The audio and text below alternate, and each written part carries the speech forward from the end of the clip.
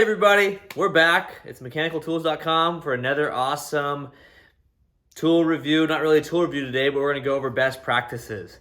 So today I'm going to go over something that I feel like as a plumber and a mechanical guy, I get asked a lot about, which is how I personally believe the best way to prepare a threaded joint is. Just as simple as, do I use Teflon tape? Do I use dope? Do I do both? What's the order of operations? I get this question a lot, and it's usually from homeowners. Very rarely do I get it from professionals in the industry.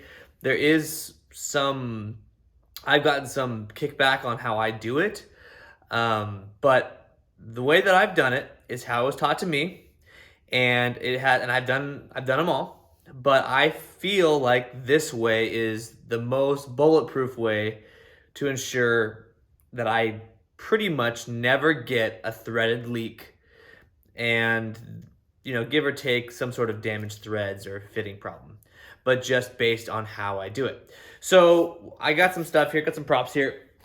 So I've got my 2-inch nipple and 90. This is what we're gonna be using today. And then I have my two other products, which are gonna be my dope and tape. When it comes to pipe dope and Teflon tape, there is a lot of different varieties that you can choose. So I'm pretty picky, but I'm not as picky as I could be. Basically, when it comes to dope, what I prefer is I like the Megalock brand. It's not my, I'm not a diehard Megalock fan guy. I like the consistency of it. When I do dope, I want a pipe dope that can kind of do one size fits all. I want it to be for potable water. I want it to be for gas. I want to be able to use it for everything. There are some Teflon or some dopes out there that are specific to exclusively gas. They're not for potable water. I think there are way too many good products out there that do both. So just immediately put those off to the side. Those are dumb. So I like lots of brands. I like Megalock. I like, Rector Seal has, that's kind of the OG, like what you'll see most old time plumbers use is the Teflon or the white dope or the yellow stuff. The yellow stuff only works it's non-potable though. But the white stuff, in my opinion, is too thick. It makes it for a real gummy, gunked up mess, and it gets everywhere. Rigid came out with a really smooth, almost like a thick batter type dope, and I really like that dope. It's hard to get off, but man, it really works great. Gasoila makes a great one. It's green. I really like that one.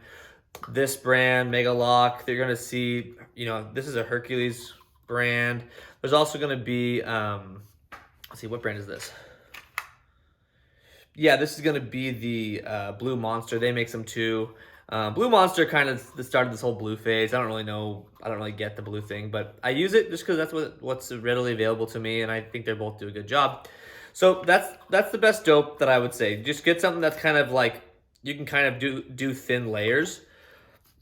I'm somebody who personally believes in that less can be more when it comes to this stuff. So there's our dope, and let's talk about tape.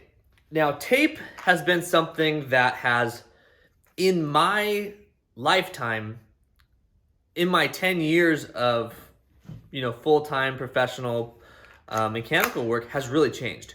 When I was 20, the only tape that I could really find for the most part was bunch of those little small white rolls of tape. I don't even know what brand they are. But that's what you would pretty much always see. You'd see some of the yellow stuff and the pink stuff at the homeowner stores like Ace and that kind of stuff. But for professionals, you pretty much would be using that white tape, the small rolls. And the reason I have seen it pretty much get completely deplatformed, I almost see nobody using that stuff anymore, is because, in my opinion, first of all, it was small, didn't hold that much volume.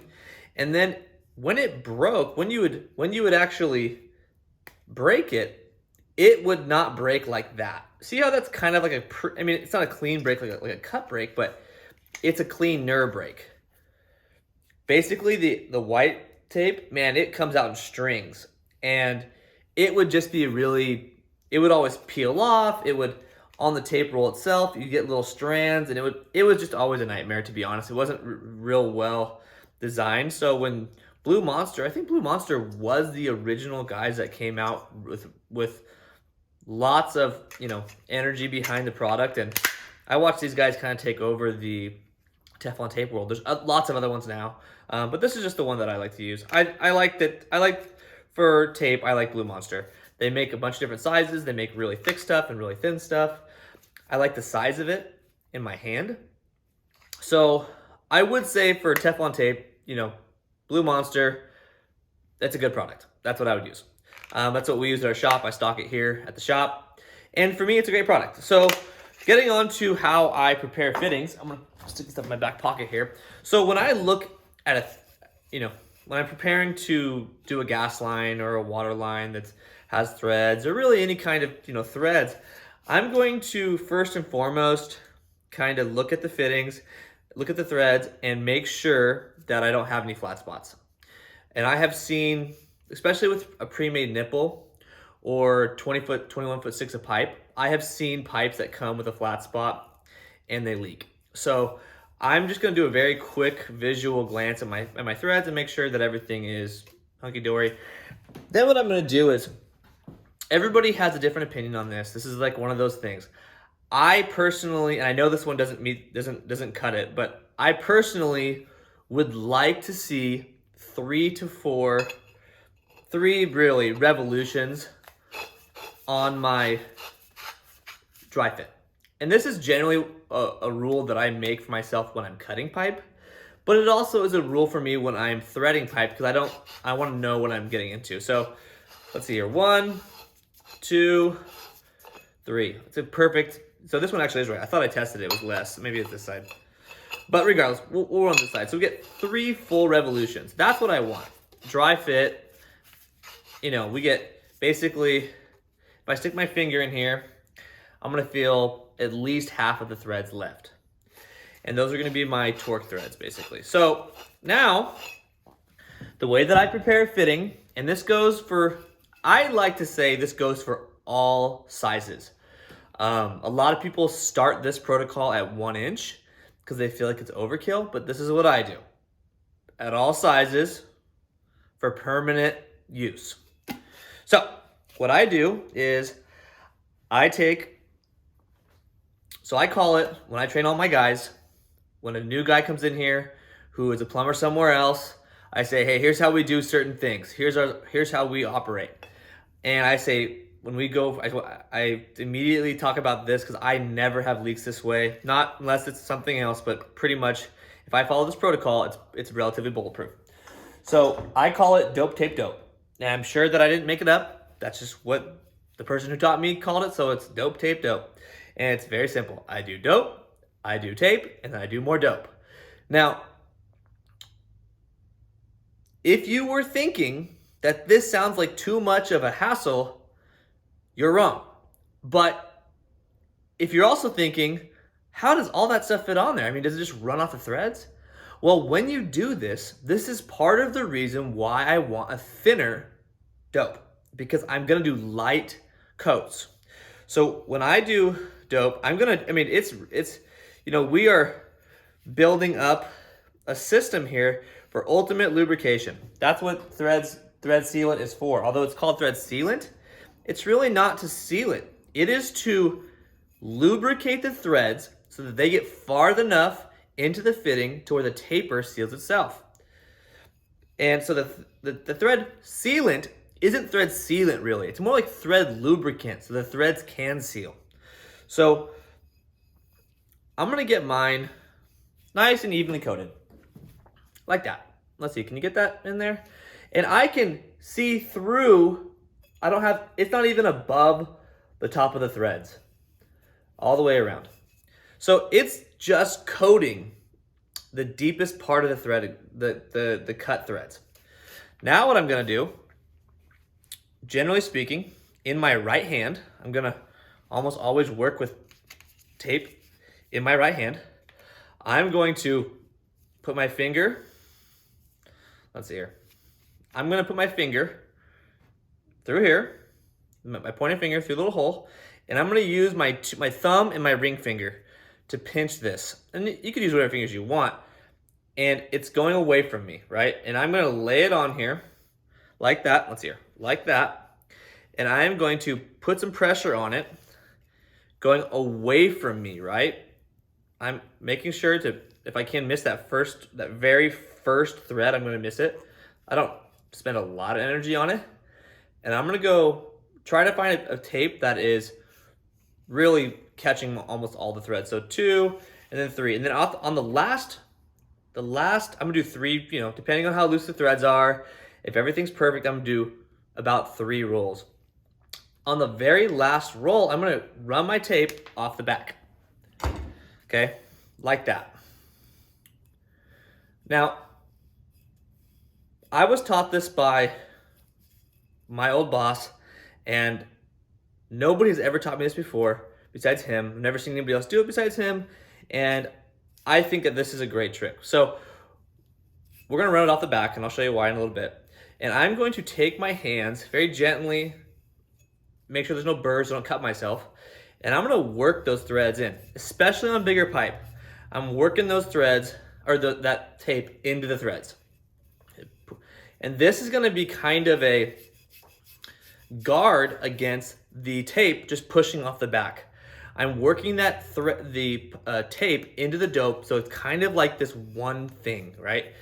And I'm not gonna spend too much time on it. I'm just gonna get it to where it's not gonna go anywhere. It's got some friction on it. I've got my tail off the back there. And then I'm going to take a little bit more dope. Again, light coats here, people. And I'm gonna do the same thing I did the first time. I'm gonna go lightly, and this one, it can be a little bit heavier just because it doesn't really, this is just more like how much mess do you want to clean up. And I'm going to get dope on 100% of the threads. And I like that, something like that. Right, this is not a science. So we are doing, first we're doing dope, then we're doing tape, and then we're doing dope. Dope, tape, dope. Bring it into your memory. Dope, tape, dope. Now, I'm gonna pretend that I'm pipe wrenching this on, but I'm gonna put it on here. And I try to leave the first thread empty just so that I can, relatively empty. You can see if I clean it off right there that there's nothing on there. Just so that I don't have any issues threading on. So I'm gonna thread this guy all the way on, hand tight, right?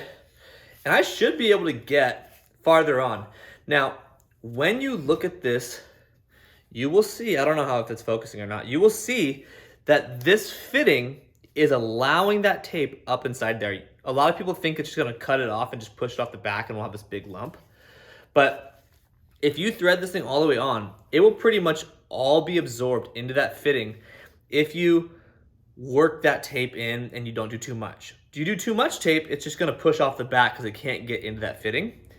But this method, 2 to 3, if you're using real thick tape like this, 2 to 3 wraps is more than enough.